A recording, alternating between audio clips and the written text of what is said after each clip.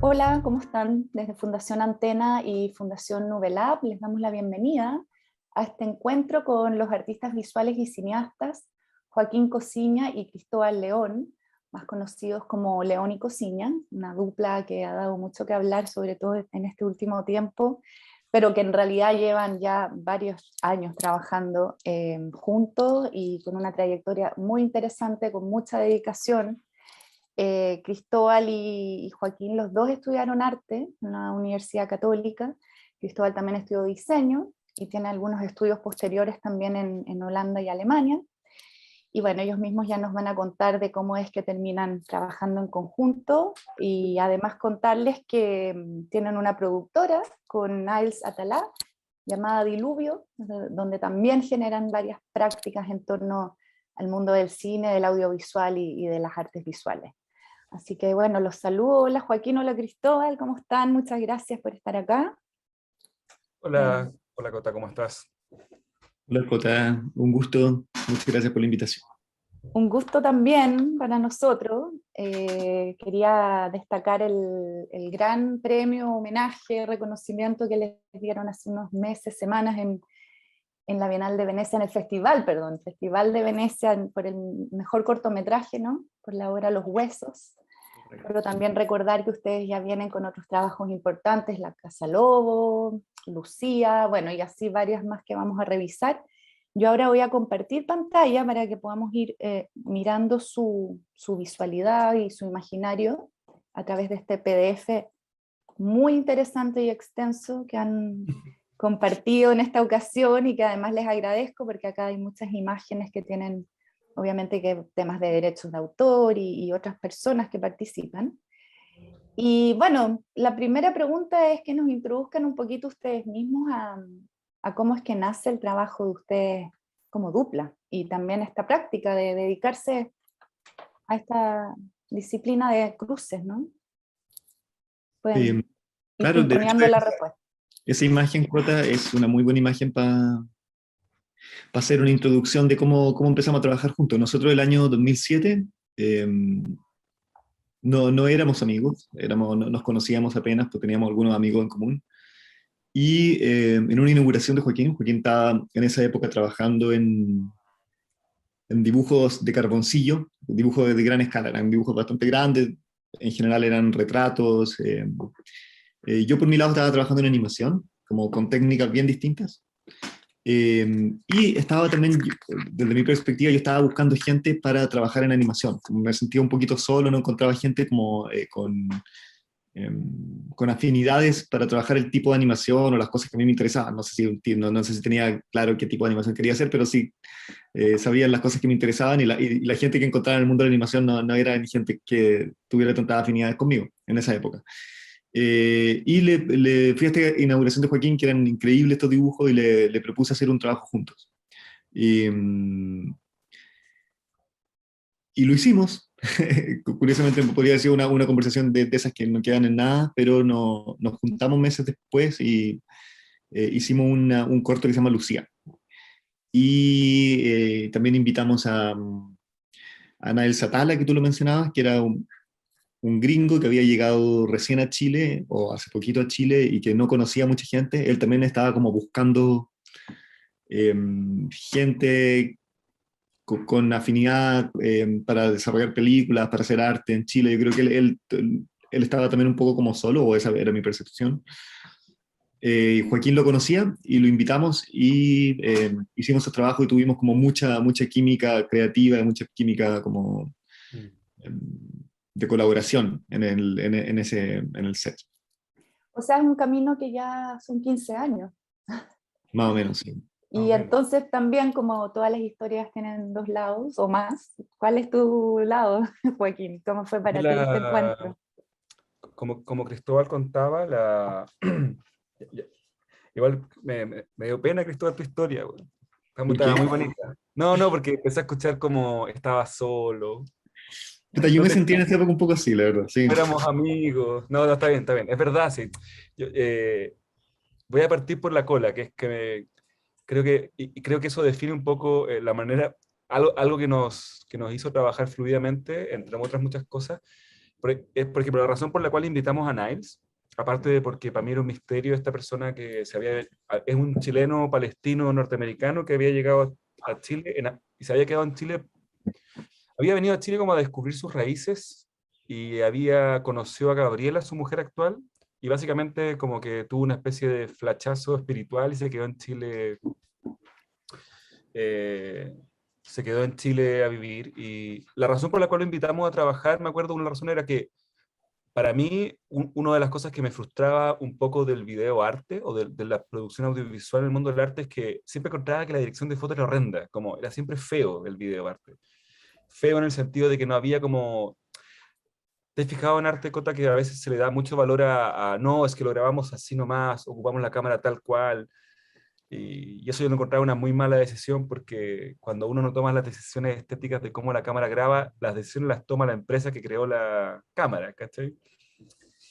Te lo digo porque partiendo un poco por la cola, porque creo que eso también ha sido como una constante con Cristóbal y con Niles también, que es como decidir, pasar mucho tiempo decidiendo cómo nos gusta trabajar y cómo queremos que se vea, ¿cachai? Y no dar nada por sentado.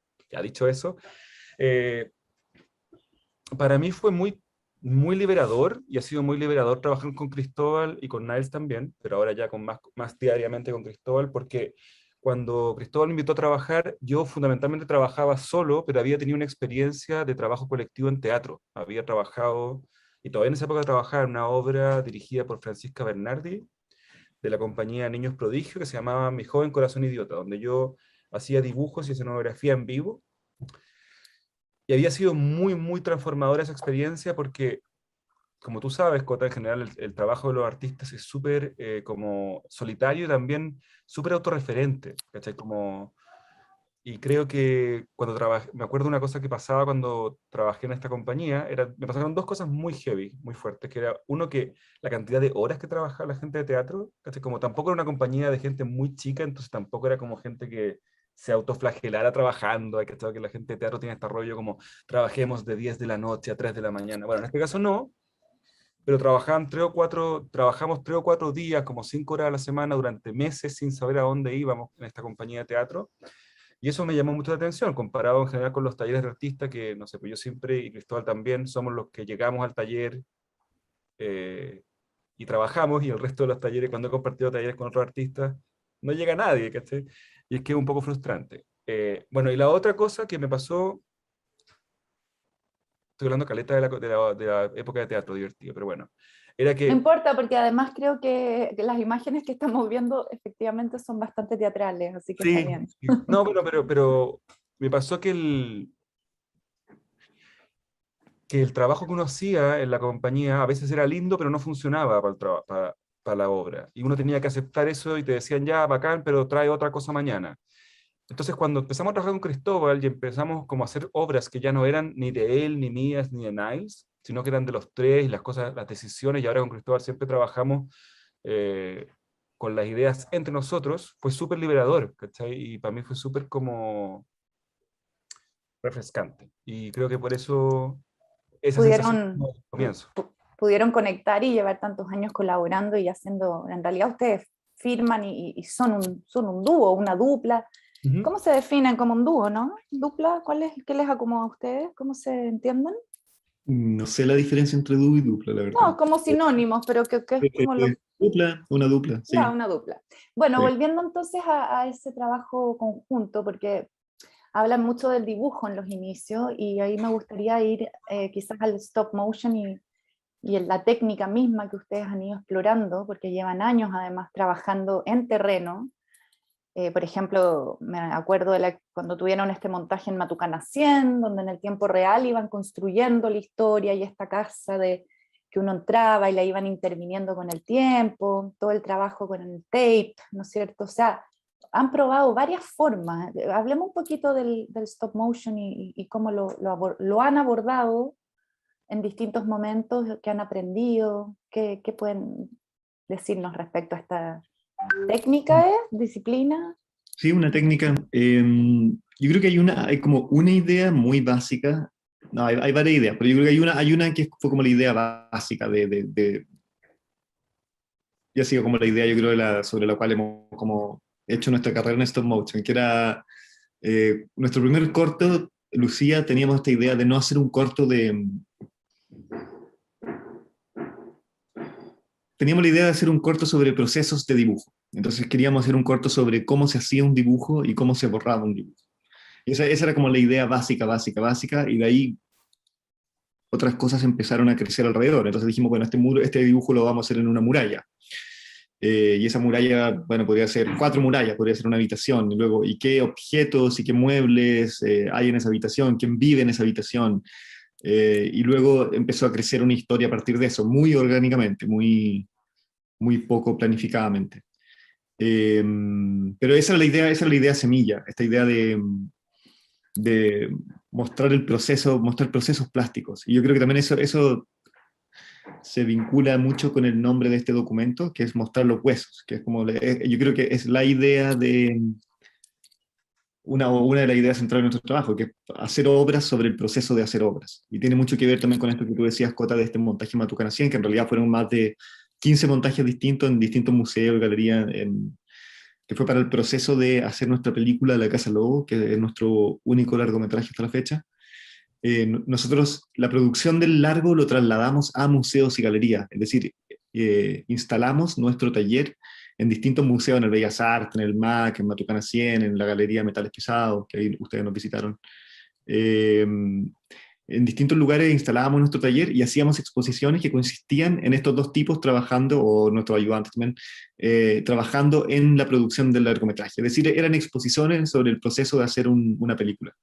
Y esa yo creo que es como la idea básica de nuestro trabajo, yo creo. Si se pudiera, hay muchas otras, obviamente esto se va entrelazando con muchas otras cosas, pero creo que hacemos mucho trabajo y ahora estamos escribiendo un guión. Y curiosamente el guión también está resultando en un guión que está permeado por el proceso de haber escrito el guión. Entonces al final es un guión que es muchos guiones y que es una reescritura constante. Y yo creo que aunque tratamos de alejarnos de esa idea, siempre volvemos a lo mismo, como hacer obras sobre el proceso de hacer las obras. Y eso, y bueno, ahora te doy la palabra a ti, Joaquín, también para que nos complemente. Es muy interesante, uno, como esta invitación a los espectadores a una suerte de el tras bambalinas, que siempre es muy atractivo, como develar ciertos como misterios o fórmulas, ¿no es cierto?, de cómo finalmente resultan las cosas que uno ve finalmente. Y eso creo que les da un tono y una característica a su lenguaje y a su estética. Y por otro lado, que el dibujo sea central es muy potente también, pensando que es un medio de expresión tan estructurante para la gran mayoría de los artistas visuales, ¿no es cierto? El dibujo es como una cosa tan primaria, incluso personas que no somos artistas visuales, uno a veces dibuja mientras conversa con alguien, o la típica libretita rayada, en fin, el dibujo me parece que es como algo muy primario también a la mano y a la expresión. Para ti, Joaquín, ¿qué nos dirías desde el stop motion y todo lo que El stop comentamos? motion, voy a de nuevo volver a... Voy a decir 3 cosas, creo. Si es que no olvido en el proceso lo que estaba diciendo, pero hay una cosa que me pasó volviendo a la historia de origen que tú nos preguntaste. Cuando, como contaba Cristóbal, yo estaba haciendo dibujos antes de que nos pusiéramos a trabajar, y yo en realidad aprendí a animar haciendo Lucía con Cristóbal y con Niles. Aprendí a animar, es mucho decir, digamos. Hicimos una animación juntos. Eh, pero me acuerdo durante el proceso de hacer Lucía, de repente me acuerdo que estaba pensando como, oh, estos son como dibujos pero animados. Y me reí yo solo cuando me di cuenta de la estupidez que estaba diciendo, que estábamos inventando la pólvora, como es básicamente la técnica eh, que estamos usando. Pero hay algo, hay algo muy hermoso del stop motion que tiene, que es que cuando, aunque sea el stop motion más industrial y sofisticado, lo que tú estás viendo en cualquier proceso de animación, pero sobre todo en stop motion y sobre todo en stop motion más físico, cuando tú estás viendo la película, lo que estás viendo es el proceso. Siempre estás viendo el proceso. Y eso para mí fue muy liberador como dibujante, porque me pasaba, y tú, Cota, habrás visto muchos talleres en que llegáis al taller y las obras en el taller se ven mejor que después expuestas, o las obras en la mitad del proceso son mucho más interesantes que cuando el artista las termina. Entonces creo que con Cristóbal hemos desarrollado una metodología de trabajo donde esa como estado medio en pelota, medio vestido, de las obras o a medio camino es la obra. Y para mí eso es como muy liberador y me hace súper feliz como cada vez que estamos animando y de repente vemos y decimos, bueno, esta es la mejor escultura que hemos hecho, la cagó, es hermosa, ya, siguiente, y la destruí. Pero hay un registro de eso. Entonces, eso ha pasado y como dice Cristóbal, nuestro siguiente largo está sufriendo y creciendo desde esa condición en el guión, lo cual lo hace muy interesante, creo, o se ha vuelto muy interesante. Y por supuesto perdí la línea de para dónde iba con la... Eran tres No, ideas, dijiste que eran sí, tres no. puntos, ese era el primero. Punto del proceso también, yo creo que esto no es algo que pensemos, no discutimos con Cristóbal demasiado en términos teóricos ni en términos como de citas y cosas así, sino más bien en términos, en todos los otros términos, creo, menos teóricos. Eh, pero hay algo cuando uno se enfrenta, por ejemplo, a pinturas barrocas como de Rembrandt, ¿cierto? Y ese tipo de pintores, o Velázquez, toda esa línea, incluso los pintores más con más, que, digamos, con más detalle de dibujo, entre comillas, o más estructura, uno se enfrenta a esas pinturas y uno le pasan varias cosas en paralelo. Como si tú miráis un cuadro de Rembrandt, podéis ver una cara muy sofisticadamente construida, con una luz muy perfecta, y de repente el personaje tiene un guante en la mano, y miráis la mano, y es una estupidez, son tres manchas como suelta el guante, claro, el tipo es muy hábil, pero uno ve que está construido, no es como una trampa al ojo, así como, oh, ese guante es real, no, es un guante hecho de tres manchas, y creo que para nosotros, esa como, o para mí en particular, es esa posibilidad que da el arte de que tú veas algo que es falso, construido, ridículo, tres manchas, aceite, chorreo, pero te alejáis dos pasos y estás emocionado o emocionada por la belleza de una imagen. Creo que para mí es súper importante llevarla a nuestro trabajo, exagerarla un poco, y por eso para nosotros es muy importante poder contar una historia a la vez que tú ves que son tres palos y dos alambres. De hecho, Joaquín, gracias por eso de las historias, porque, y es el tema al que me gustaría que pasáramos ahora. Eh, ¿Cuáles son las historias, los temas que ustedes abordan? Porque claro, uno al ver su trabajo, sus películas, inmediatamente uno dice mundo onírico, fantasía, cuentos de niños o de adultos, en fin, hay como toda una lógica y una estética que a uno lo lleva a esos lugares, pero hay muchas más capas, más profundas, y además obviamente también una visión desde lugares incluso como políticos, ¿no es cierto? ¿Cómo es el trabajo ahí a la hora de escribir los guiones, o se va armando en el camino? ¿Y cómo deciden qué temas abordar o qué historia narrar? ¿Cómo funciona ese proceso? Son procesos súper orgánicos, por no decir confusos, yo creo. Como nosotros, por ejemplo, te cuento, con La Casa Lobo, partimos queriendo hacer una adaptación de La Bella y la Bestia. Eh, y de repente queríamos hacer una adaptación. Nosotros jugamos muchos juegos de roles cuando escribimos guiones o cuando pensamos en nuestro trabajo. Entonces, nos gusta pensar que el trabajo no está hecho por Joaquín Cosini y por Cristóbal León, sino que está hecho por otra persona, un tercero, que fue algo que empezamos a hacer, yo creo, como hace 10 años.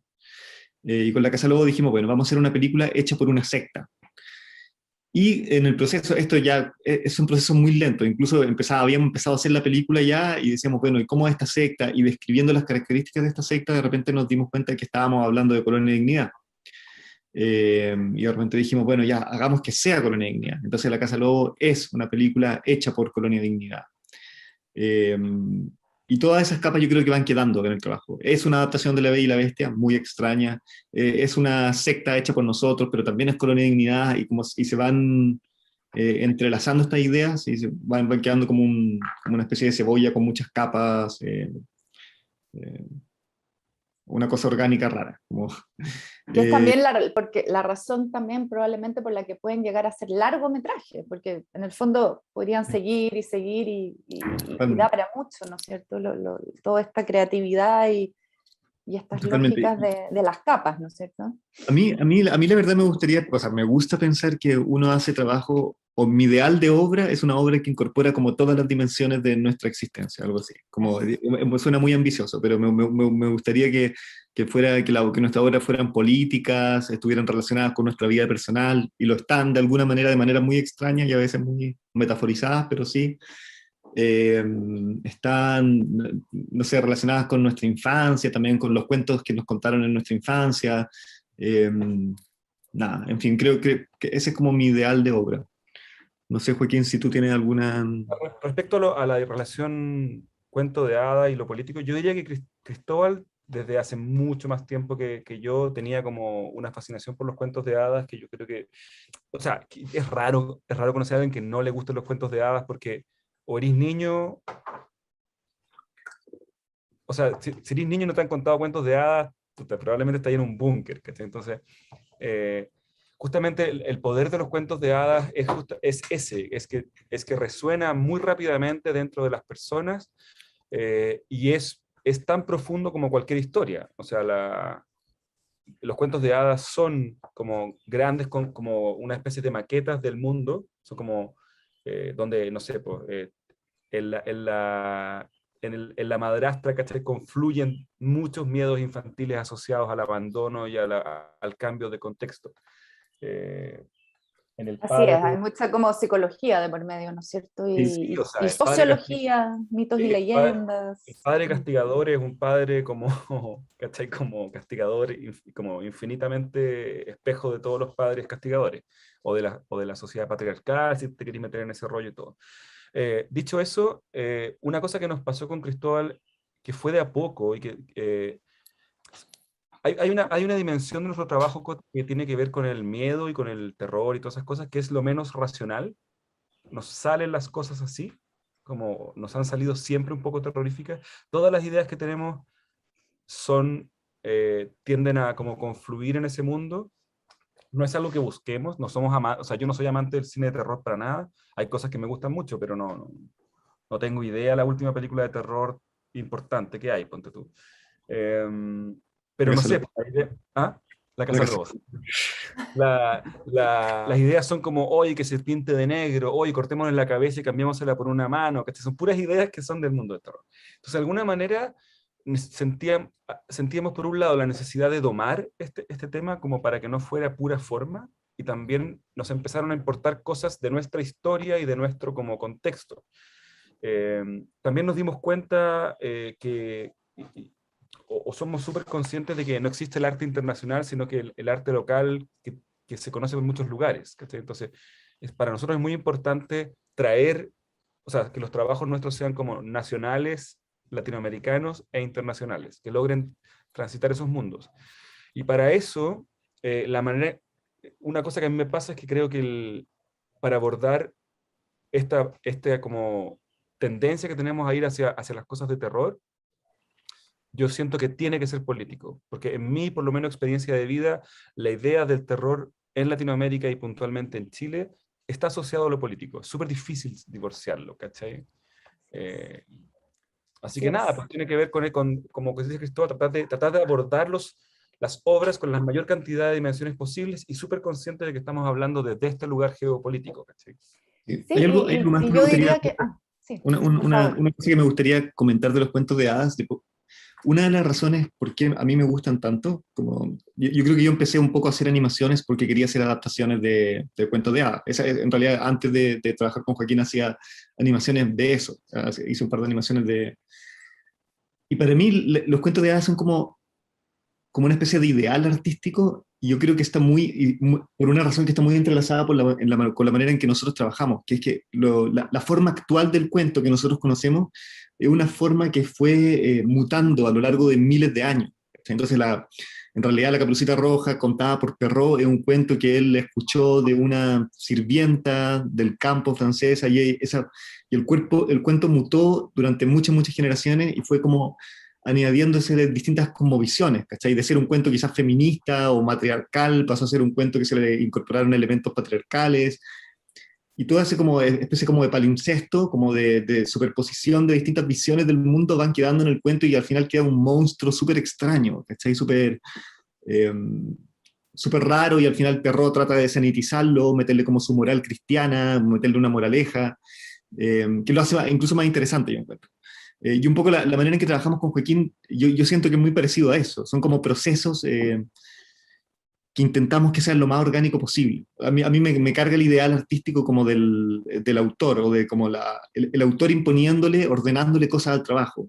En el mundo ideal, yo sé que uno tiene que hacer eso de alguna manera, pero en el mundo ideal para mí la obra debería crecer sola y nosotros deberíamos ser como facilitadores o mediums o gente que riega esta planta que tiene que crecer sola, ¿cachai? Yo siento que los cuentos son así, por depurarse a través de muchas generaciones, son como seres monstruosos, independientes de la mente de un autor, ¿cachai?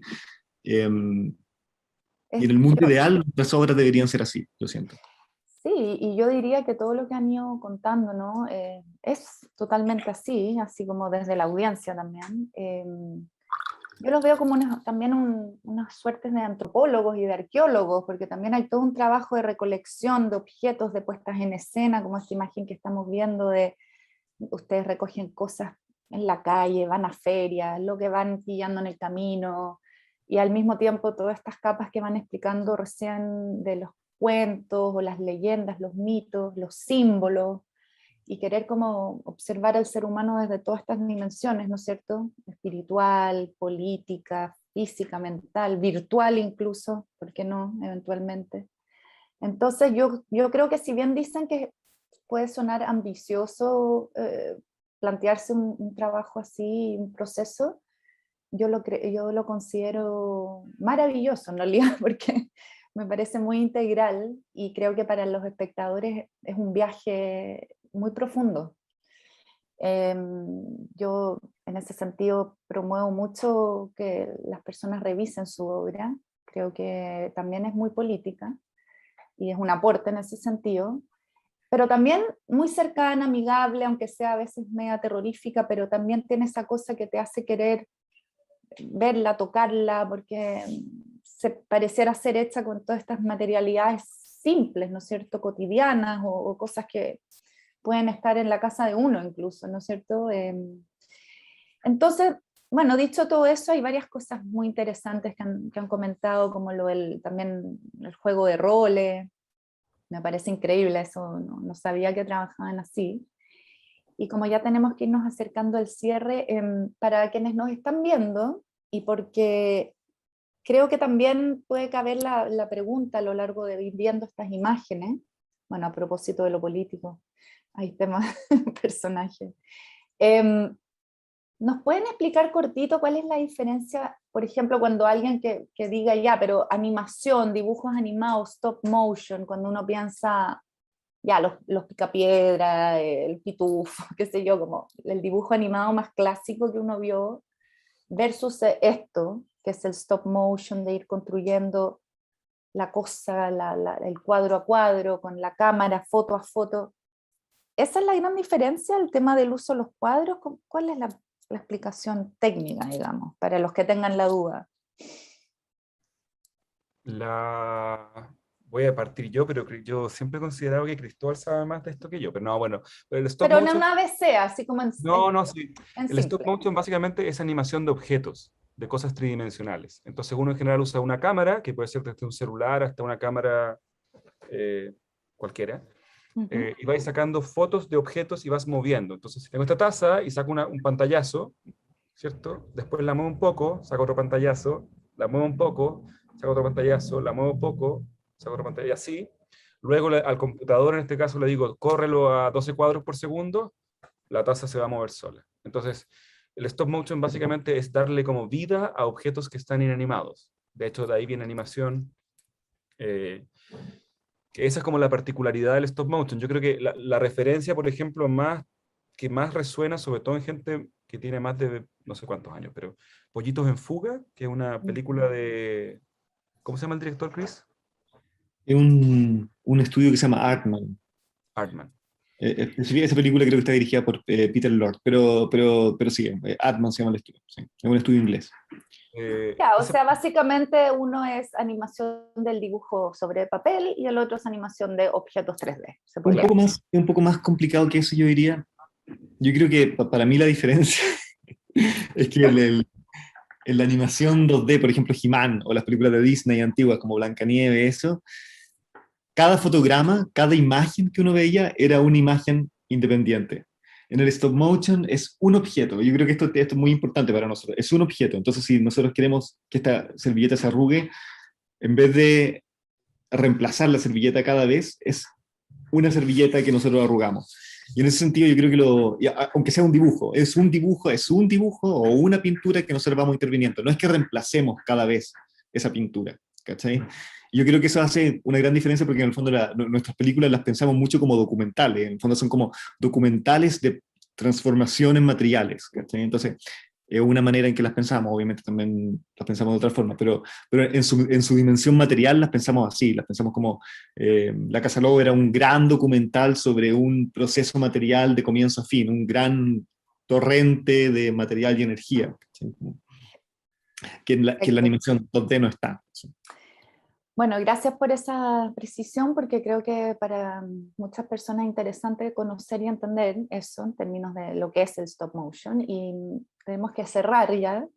Entonces me gustaría irnos despidiendo, bueno, con esta imagen, La Casa Lobo, que quizás es una de sus obras que ha tenido más resonancia, entre otras obviamente, y la que acaban de presentar en Venecia, por supuesto, pero La Casa Lobos es como quizás un hito para ustedes, ¿no es cierto? Entonces me gustaría pedirles unas palabras de cierre a cada uno, pensando también desde el rol del creador, como entregar mensajes a los públicos, desde dónde, bueno, lo hemos conversado en esta media hora, pero no sé, alguna reflexión quizás, con qué preguntas están trabajando, lo que quieran, una despedida libre.